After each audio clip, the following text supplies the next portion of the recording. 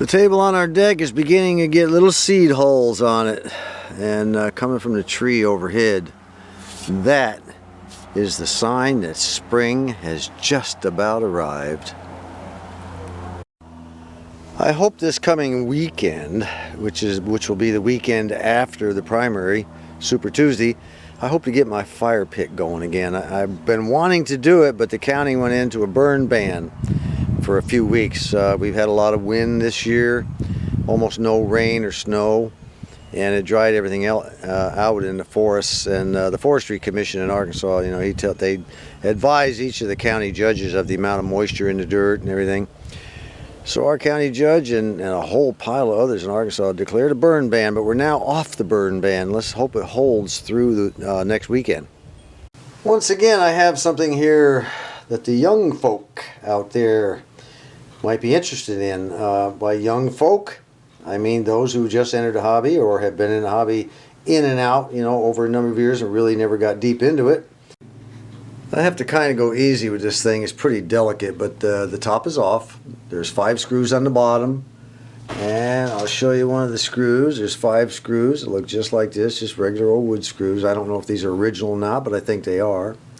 They hold the bottom to the top, and when you open it up, there's a battery in there, or the one you find or the one you have or buy or whatever may not have a battery, but this has got a couple of round D-cell sized batteries and then a battery pack. In this case, it's a looks like a rail vac or something. I don't really know what that is, that battery pack. Let me see if there's a name on it anyway. National Carbon something or other. Okay, whatever. And it also has a tube. That's a number 30 tube, by the way. Number 30 with a 2-volt filament. Okay, and it has a plug. If I can find the plug. I think the plug's up underneath here. But anyway, this is an antenna you're looking at here. Okay. And everything is powered by the batteries. And accordingly, we have our standard old wax capacitor down inside. We have a resistor down inside the coil. Where have we seen that before? And over here, underneath, this is the dial mechanism, okay? And it has a kind of a funny looking spring right here that catches on that. Let me zoom in here. There are a couple of YouTube videos about this thing. One good one was put up by Battery Maker.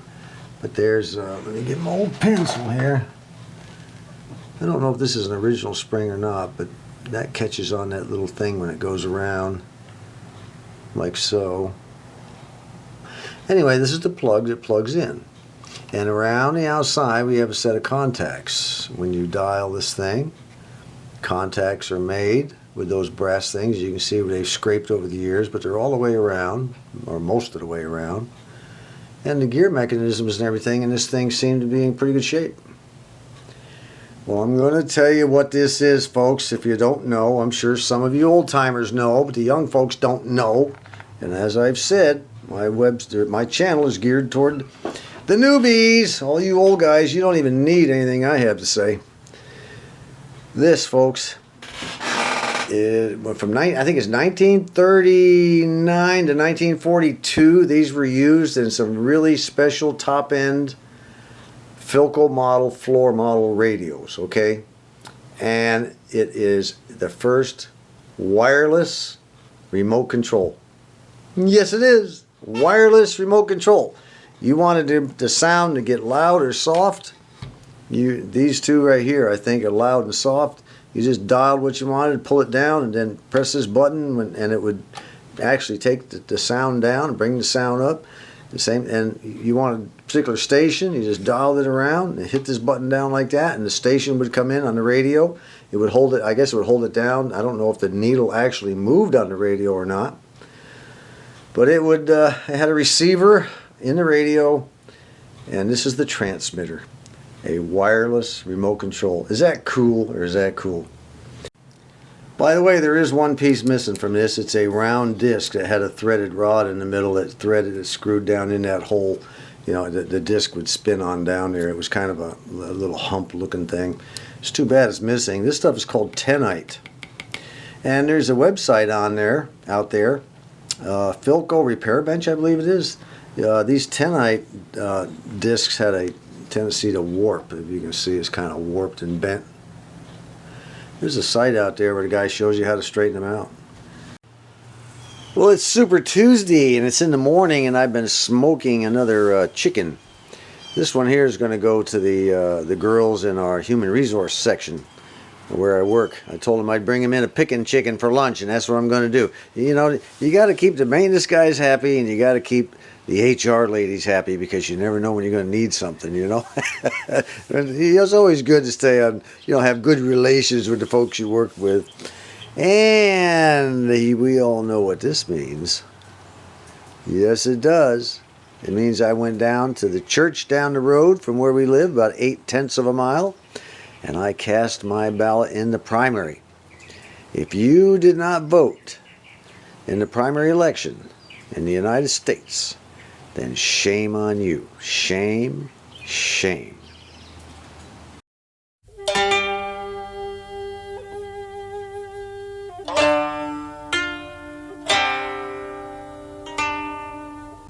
Well, here's something I'm a little bit sad about. For those of you who follow my videos, you know that I think it was the last week of August of last year, 2015, and the first week of September, my son and I visited Seattle, Washington. And while we were there, we went down to this place just around the corner from the Pike Place Market is the Gum Wall. Remember the Gum Wall?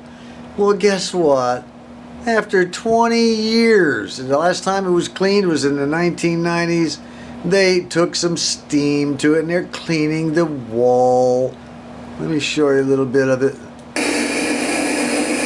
Oh man, this is kind of a shame. You know, I just hope that the citizens of Seattle don't hate me for removing the gum wall. The steam. Well, I don't like you already. The steam machine that we use gets up to.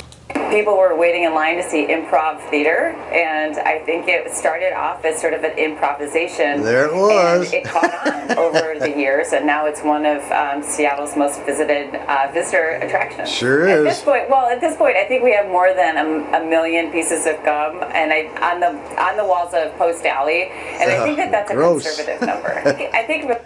Anyway, I just thought everybody would like to know that. But they're putting, you know, they wanted to clean the walls and then just let people start back doing it again.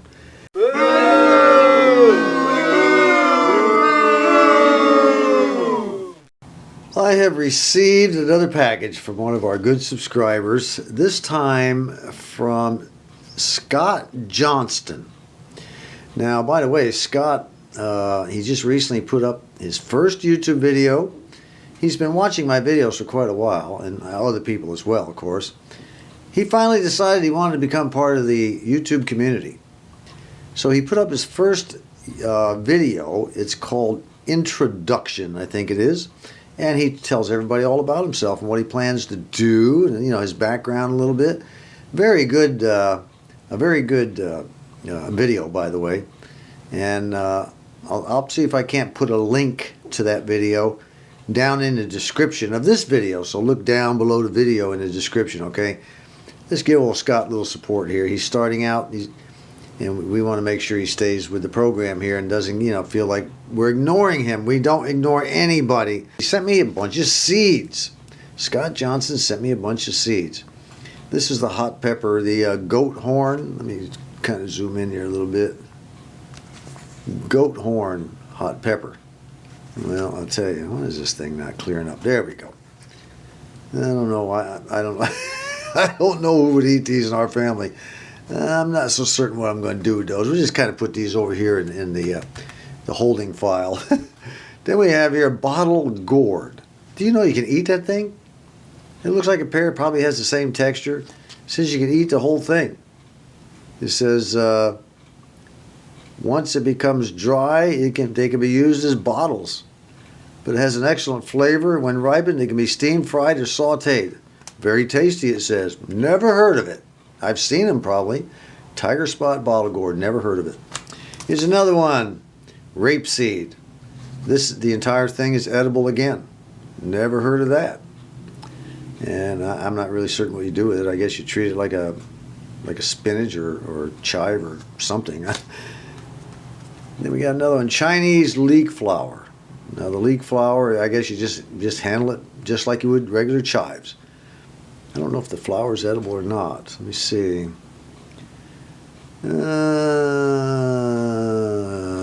Pick young flower stems with buds for vegetable use. Apparently, eat it all. And we've got some Napa cabbage. We all know what that is. I'm going to have to give my hand a try at that. I can grow my own cabbage. I'll be able to save a few bucks. I've been doing a little research, by the way, on how to do that. And then, of course, we have some cherry bell radishes, which I already have some, and I still appreciate Scott sending them to me. Well, he did something that was very nice. Again, I appreciate that. I don't mind getting something like this, like some seeds. And I don't want any of that expensive stuff, guys, like old Ron C. Ooh, I can't believe he spent that kind of money on that meter. Anyway, we all know what that means. Shout out to Scott Johnston.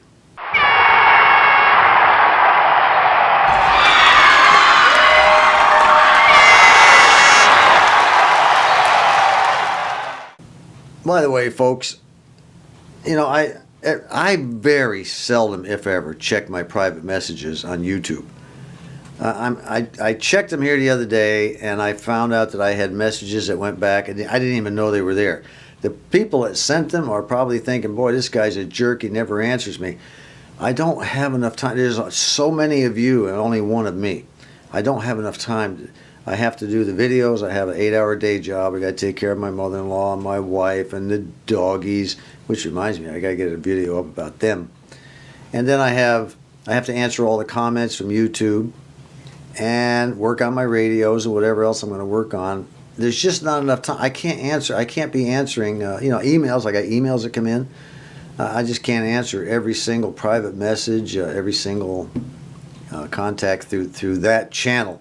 So if anybody has anything they want to know, they need, a request or anything, put it in the comment section of one of my YouTube videos. I will get notified that way. I'm never notified of anything that shows up in the private message file. So I'm sorry about those who have written me and never got an answer. I didn't even know you sent them. And like I said, I very, very seldom check it because I just don't have the time. So I'll apologize one more time for that. Remember, put it in the comment section of any of the YouTube videos that I put up, and it will show up and notify me, okay? To wrap this video up, we're going to go ahead, it'll be a long wrap, by the way. We're going to go ahead and make some stuff called Kongi.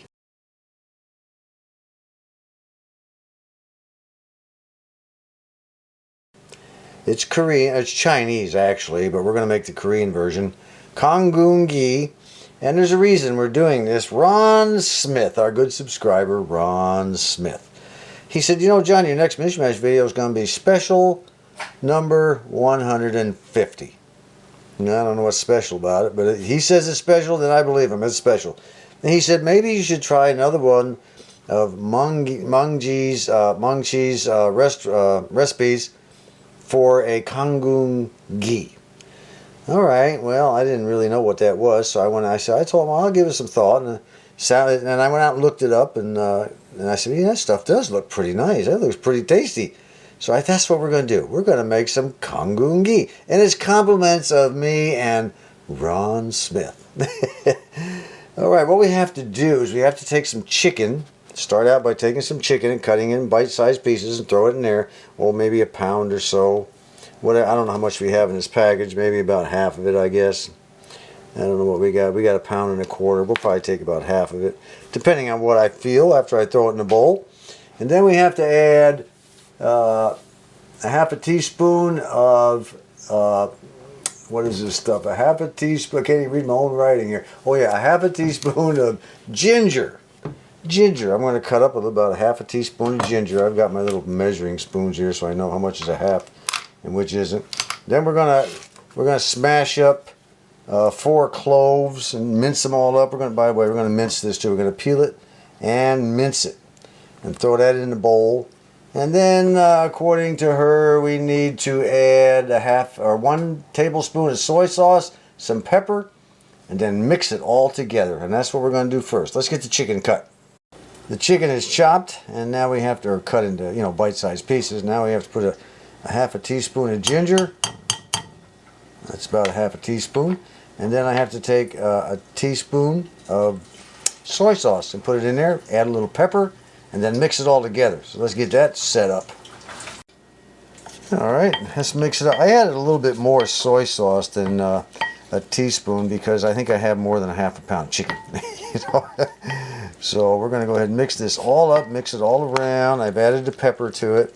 I just sort of peppered it, you know. Add the pepper to your personal taste. You know, if you like a lot of pepper in your food, put it in. If you don't worry about it. Just put a little bit. If you don't like pepper at all, don't put any. I don't care.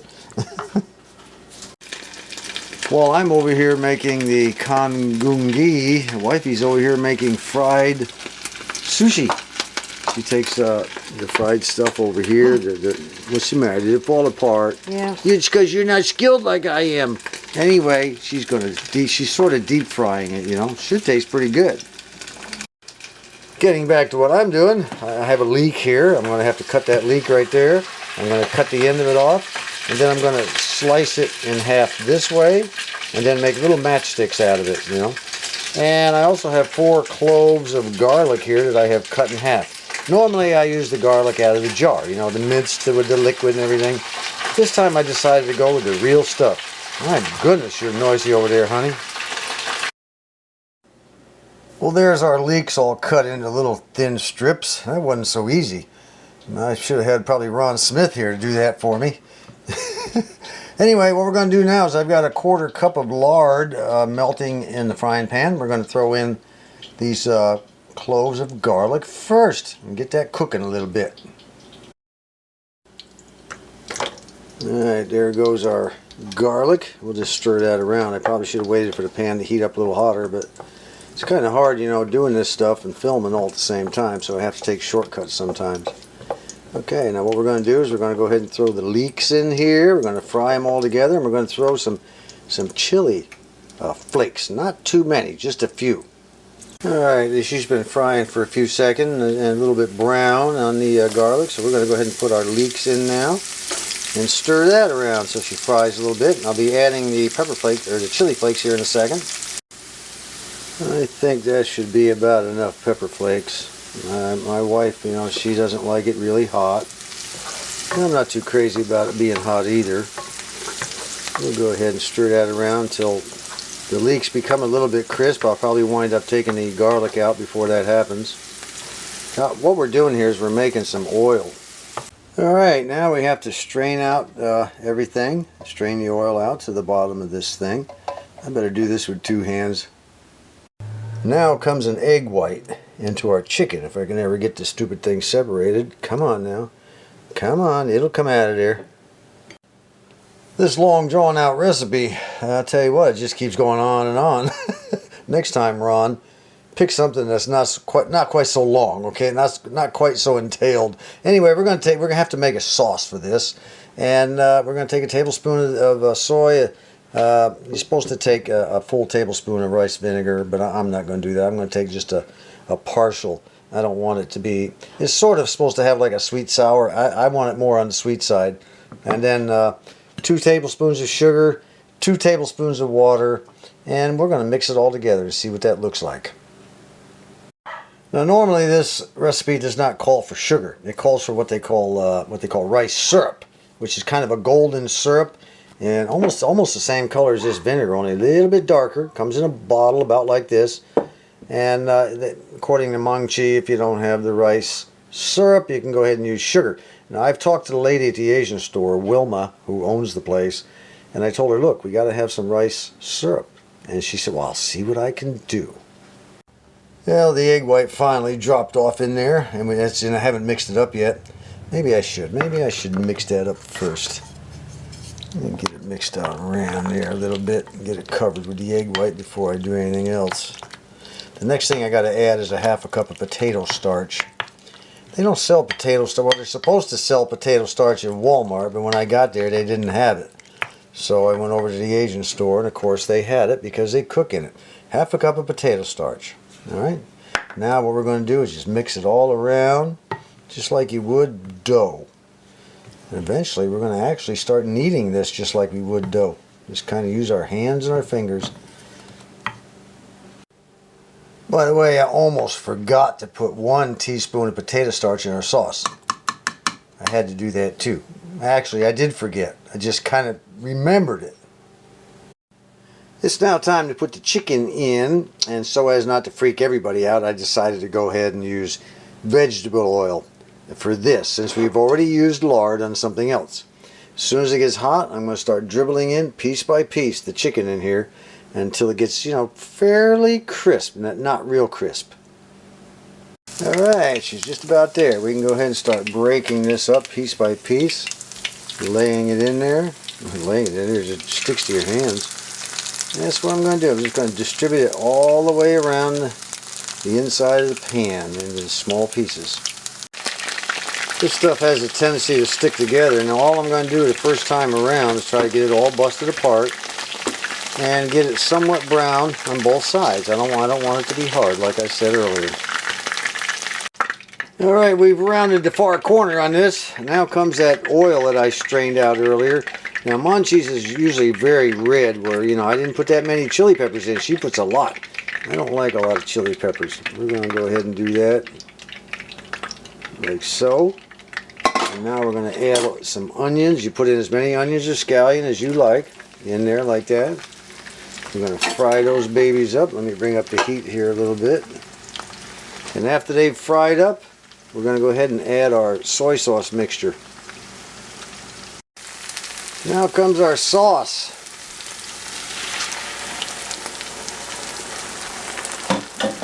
I know this is not going to turn out as good as Monchhi's does, but you know, this was still looking pretty good, I think. She puts jalapenos and red peppers and green peppers, makes it real hot. I don't like all that stuff. My wife, she would never eat it anyway if I did that. What we're going to do here is let it thicken up, cook on down, and then we're going to take the chicken, put it back in there, let it cook a little bit more, fry up a little bit more, and then we're going to wind up adding our fried leeks and garlic. And that'll be just about it.